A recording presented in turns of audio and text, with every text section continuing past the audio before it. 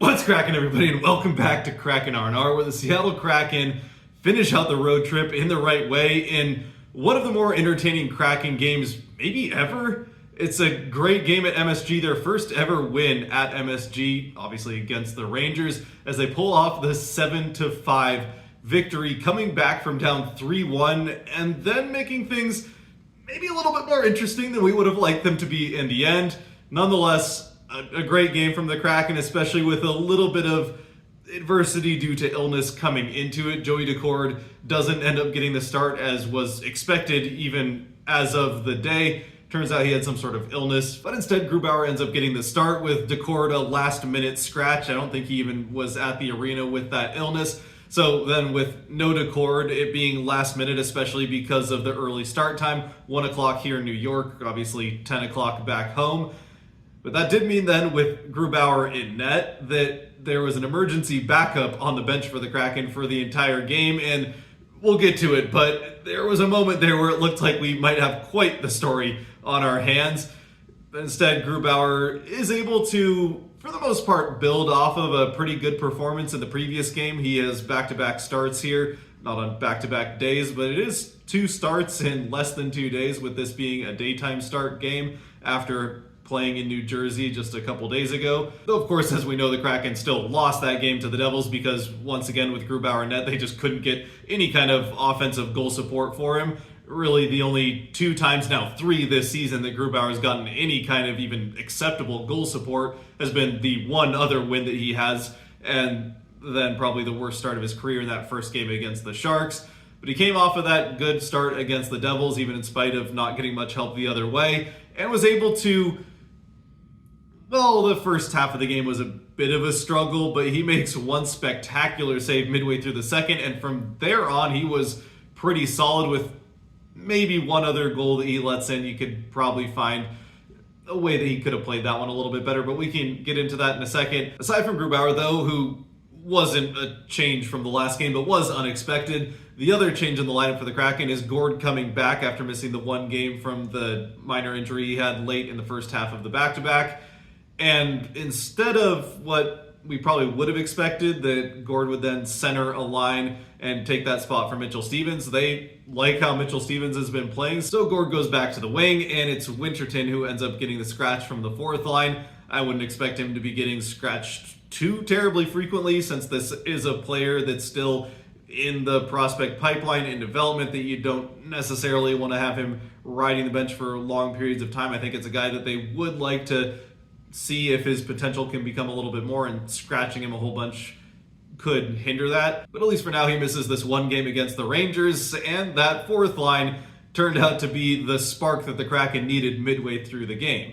As we get started, though, diving into the game itself, it is unfortunately the Rangers who get on the board first. The first time on the road trip the Kraken haven't scored first.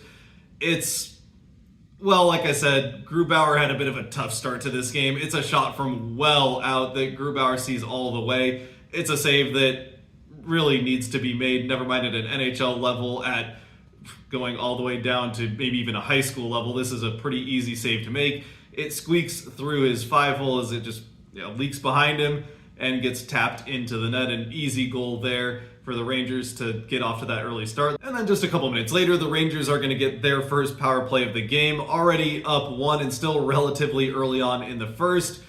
And it's on this power play, or maybe just after it ends. Either way, in the final seconds of the power play, just as it ends, we get the first big scare of the game, or maybe the big scare of the game, assuming seeing Grubauer let in a really soft goal wasn't a big scare, and the potential of him playing more like that game against the Sharks than the one against the Devils.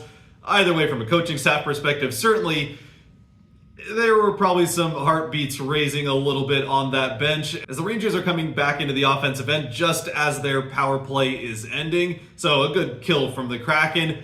But as that's happening, they're trying to get set up. Hedl gets behind pretty much the entire Kraken team and just buzzes right past Grubauer a little bit too close, as he ends up, and I don't know if this was accidental or if it was just a straight up scummy, dirty play here. I would have to watch it back to see if he just lost track of where he was.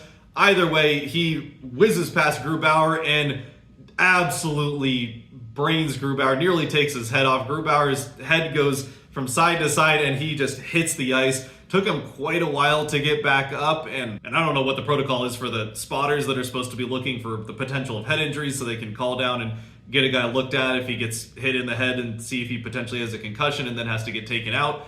Though I suppose it's at least good for the Kraken that Grubauer doesn't get taken out, as again they have an emergency goaltender sitting on the bench who I would have to imagine had a lot of emotions running through his head for the 10 or so seconds that Grubauer was laying face down in front of his own net. The play gets whistled dead. And actually, while we're on the subject, I would say maybe the one big gripe that I have from or coming out of this game from a Kraken perspective is that after Grubauer, your goaltender gets absolutely run. He's face down on the ice. I don't know if any of the Kraken players necessarily saw it happen, but you see your goaltender down on the ice. You see a Rangers player skating away from him. You can probably put two and two together that something happened here and maybe you should go to your defense. I mean, just about any other team in the NHL, if you hit the goaltender without anybody even pushing, I mean, shoot, even if a guy hits a goaltender after he's been pushed into him, that guy usually gets roughed up pretty good. Instead, almost nobody goes to Grubauer's defense whatsoever. I mean, I suppose at least Alexiak went over and gave Hedl a little bit of a verbal beating, but there wasn't physically so much as a why I oughta as far as a physical response from the Kraken. So Grubauer, I mean, very well could have gotten knocked out of the game with a head injury there, and the Kraken just don't respond to it whatsoever. They let Hedl get away with that one. Fortunately, the officials don't. They do put him in the penalty box for 2 minutes. I feel like it could have easily been more than that, but either way, the Kraken get their power play, which doesn't really go much of anywhere. Fortunately, the Kraken are able to survive the rest of the first period that was pretty well controlled by the Rangers and get to the first intermission with things still 1-0. But while the first period was low scoring, maybe not low event, but yeah, definitely more the type of score that we've gotten used to seeing between these two teams. Games that end 2-0, 2-1, maybe 3-2 if things get really crazy. Well, the second period gave you just about all the offensive entertainment you could want, and it starts early on as the Kraken get their second power play of the game, basically to start out this second period. And although it takes them a while, wouldn't you know it, but this time they actually end up scoring on it. I shouldn't say that like it's necessarily that much of a surprise, as this Kraken power play has just turned to 180 here on this road trip, but they did have a couple of power play goals in that first game against the Sharks. Obviously, the game itself didn't necessarily end the way that we would like it to, but that does seem like it's kind of been the turning point for this power play. Though maybe the one surprising part about the Kraken scoring on this power play is that this time, they didn't even need Shane Wright to do it. It's getting late into the power play with the first unit out on the ice, or at least what I think is the first unit. It's the unit that's quarterbacked by Dunn, which is what makes me think it's the first unit, since he's the guy that they see as the best power play quarterback. With the way that he sees the offensive end, I think it's a good reason for him to be that first power play unit quarterback out there. Either way, it's Dunn getting it to Beniers, and this play is helped out a little bit by the fact that a shot right before this all ends up happening is blocked by Zibanejad, breaks his stick, so the Rangers are at this point kind of 3.5v5. The Kraken use that to their advantage as Dunn kind of takes Zibanejad to one side, gets it to Beniers. Beniers gets it quickly down to Stevenson at the low face-off circle on the same side, and it doesn't take Stevenson long at all to find Bjorkstrand. I wouldn't necessarily say wide open, but certainly with some space and his stick on the ice in front of the net. Stevenson puts it off Bjorkstrand's stick. Bjorkstrand lifts it to roof the puck into the top of the net to give the Kraken the power play goal and tie things at 1. So for Bjorkstrand, right after having his getting longer point streak snapped in New Jersey, he starts a new one, and he was not finished there. But neither were the Rangers, as right back the other way within just a few seconds, or I think at least within a minute of the Kraken tying things up, the Rangers have pulled back into the lead. And frustratingly enough, after what happened with Grubauer in the first, it's Hedl who does it almost entirely himself. Well, I shouldn't say that. There is at least one pass that he makes up around Gord to get the puck up into the neutral zone before he eventually gets the pass back in the offensive end. But he's also aided by the Kraken just not back-checking very well at all. He works his way around all three Kraken forwards, juking a couple of them out, and then, like I said, passing it past Gord, where eventually he'll get it back in the high slot, fire off a shot that beats Grubauer to the glove side, and gives the Rangers back the 2-1 lead. As much as I hate to say it after what he did to Grubauer, it's just a really nice play from Hedl here that gives the Rangers that lead, and Unfortunately, they would, after just a few more minutes, end up expanding on that lead to make it 3-1 as they get their second power play of the game, and it doesn't take them long at all to capitalize on it. Right off the faceoff, they win it back up to the point, fired wide of the net, I think intentionally, off the end boards. It's a lively bounce as it just shoots right back out in front of the net, gets past Larsson's stick and right out to a wide open Ranger player who just taps it into the net. Nothing really Grubauer can do about it, and it's 3-1 Rangers. And then not long after, it nearly becomes 4-1 Rangers as the Kraken just can't get out of their own end of the ice midway through the period. And it takes, the Rangers are making it look like even strength is a power play for them, just passing the puck around the outside with all the time and space they could possibly want. It's not like there's even a Kraken player with a broken stick or anything to aid them. The Kraken couldn't get out of their own way, or certainly couldn't get out of the middle of the ice in their own end. Eventually, the Rangers do find the good pass, the good chance that they're looking for. A cross-seam pass gets down to the side of the net, a shot on net, and Grubauer makes a spectacular diving glove save as he's able to lunge to the far side of the net and get his glove, or at least the heel of his glove, on this shot. It ends up going out into the corner. Grubauer is able to recover, and the Kraken eventually get clear of the zone. And this turns out, I think, to be really the big turning point of this game. And this is something that we've seen. I suppose you see it in the NHL fairly frequently, where a great save like that one can just flip the momentum of a game like that, just turn it right around 180. And I don't know that it necessarily happens immediately, but it still does take a few minutes for the Kraken to get things going. But when they do, oh boy, do they get things going offensively. And it all starts with that fourth line, as they have a tenacious shift down in the Rangers' end of the ice, forechecking all three of them along the boards behind the net. Eventually, it's Tanev who gets it down to Cartier. Cartier, fighting on the boards, is able to see Stevens get behind the net alone. He gets it out to Stevens, and then Stevens, as he starts to get challenged himself by a Ranger, he's just able to wheel it from behind the net all the way on his backhand out to in front, and then fling it past to the far side where Tanev is crashing back at the net. Off Tanev's stick and into it. No chance for Quick. Tanev with the goal, making it 3-2 Kraken, and Stevens his first point as a Kraken.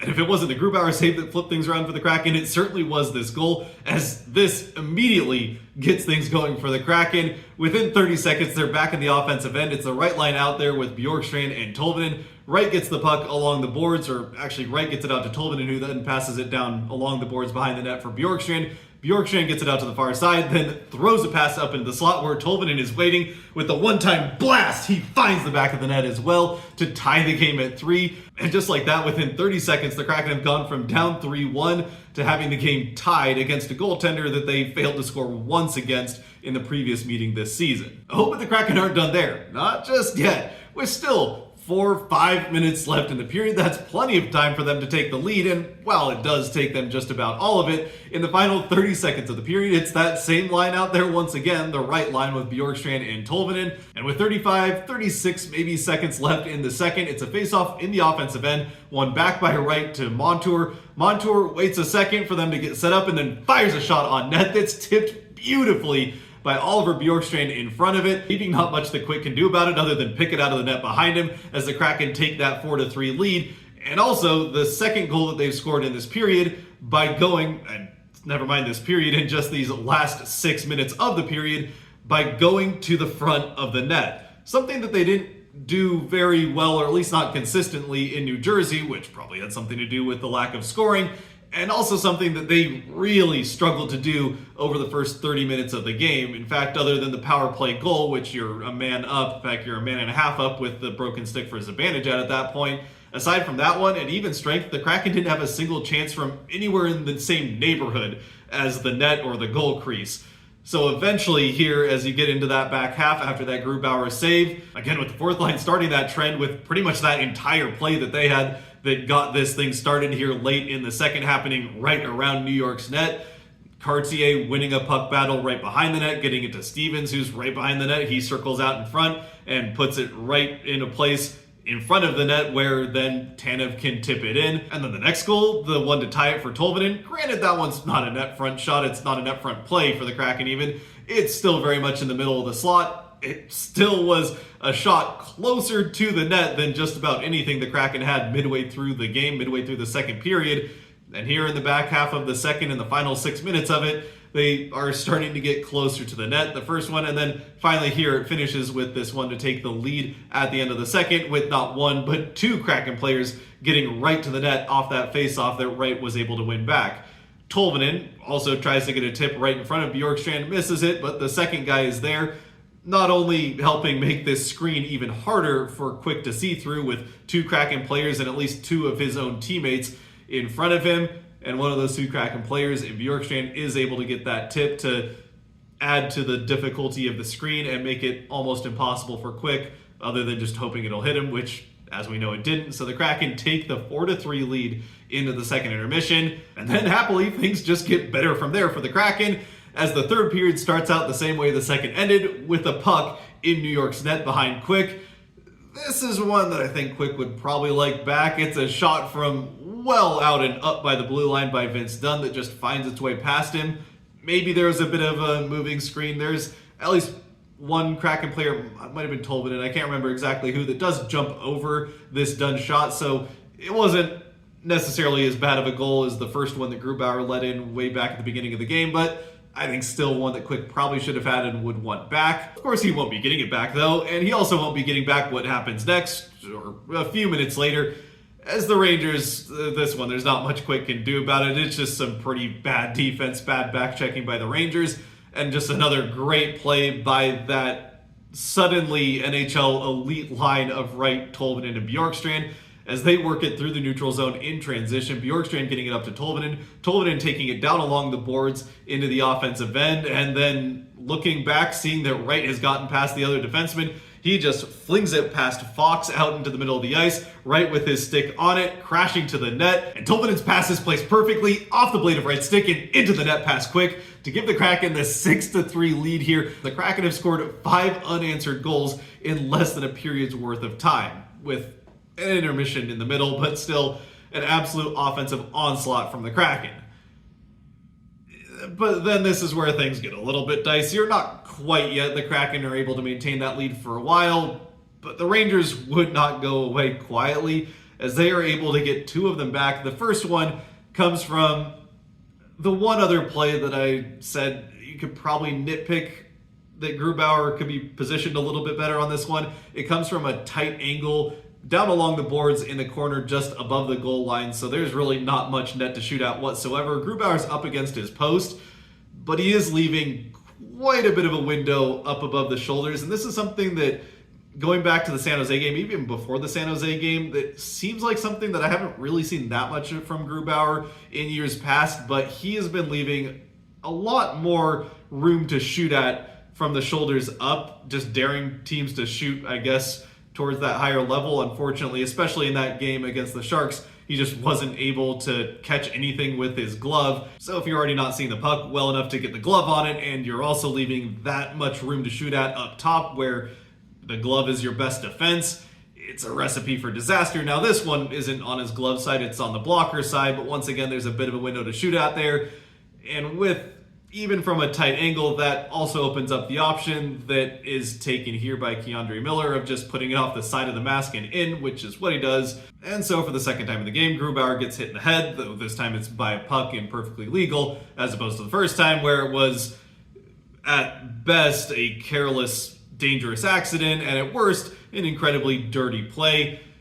This one, though, does make it 4-6 Rangers, and with still 4 minutes left, you're definitely not feeling like it's a game that the Kraken are just going to be able to ice away, and certainly you're not feeling that way when just about a minute later, it's 5-6. And while maybe you can nitpick Grubauer's positioning there on that 5th goal, you can't blame this 6-1 on Grubauer at all whatsoever. I mean, especially after he'd already made another pretty nice split save here in the 3rd period to keep the Rangers off the board one other time.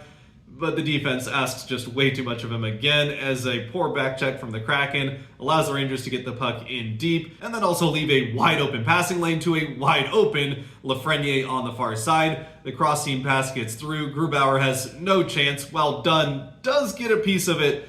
It still would have been pretty lucky for him to come up with a full block. It ends up in the back of the net, and the Rangers have pulled to within 1 with still a couple minutes left on the clock. And real quick here, I gotta say that if there are any Rangers fans watching, while I was definitely hoping that the Kraken would be able to pull it off, boy, were those last couple of minutes pretty exciting. The crowd was absolutely roaring and shaking MSG with how excited they got every time the Rangers just touched the puck. There's a couple of times that they just started moving forward with the puck in their own end of the ice, and that place was already almost deafeningly loud.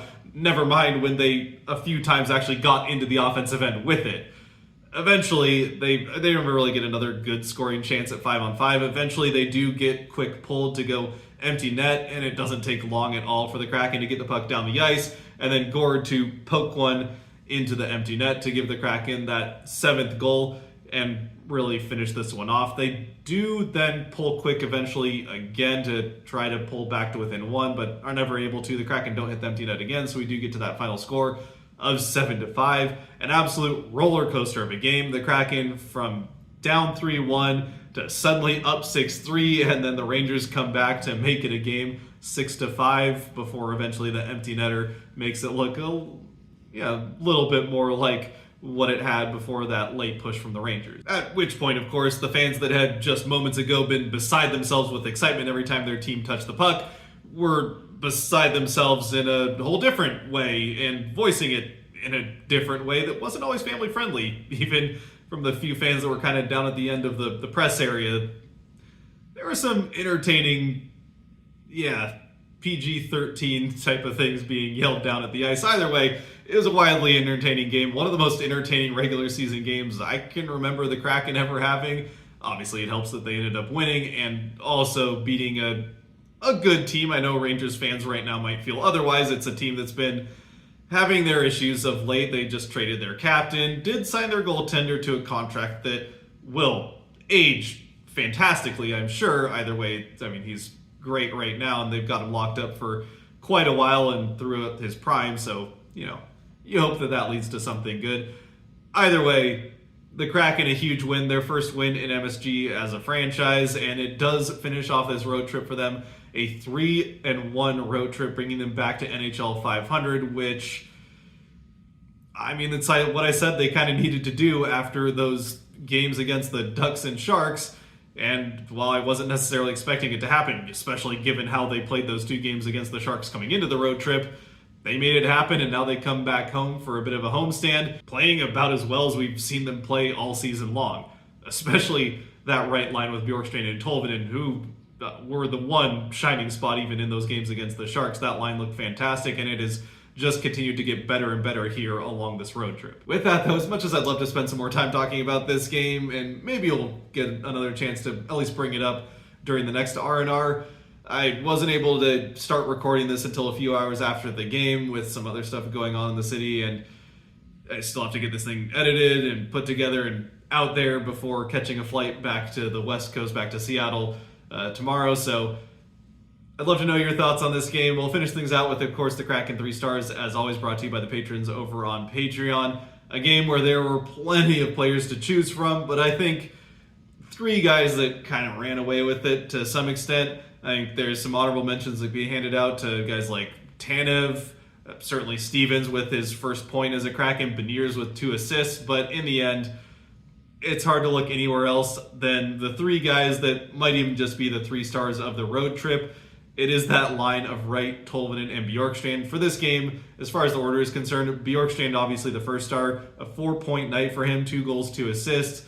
Tolvanen has a multi-point night as well, at least a goal and assist, I think a goal and 2 assists for him, and Wright a couple points of his own, a goal and at least 1 assist. So that line just has been absolutely fantastic. Obviously, we're happy to see it that Shane Wright finding a lot of success after having been scratched for those few games.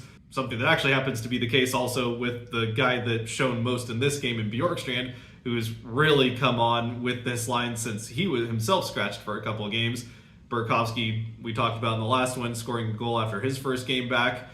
I mean, if this is a trend that continues, if Daniel Sprong ever gets back in the lineup, he's going to go off. But anyway, once again, love to know your thoughts down in the comment section below. Let me know if I forgot anything. Again, with these games on the road, I'm not quite as able to have reminders pulled up on a side monitor like I can in my setup back at home. So yeah, let me know if I forgot anything. There is a lot going on in this game, even aside from trying to do it mostly from the top of my head. So yeah, just a fantastic one. And until next time, if you made it to this point, thank you very much for watching, Stay safe out there. Be good to each other. God bless and go Kraken.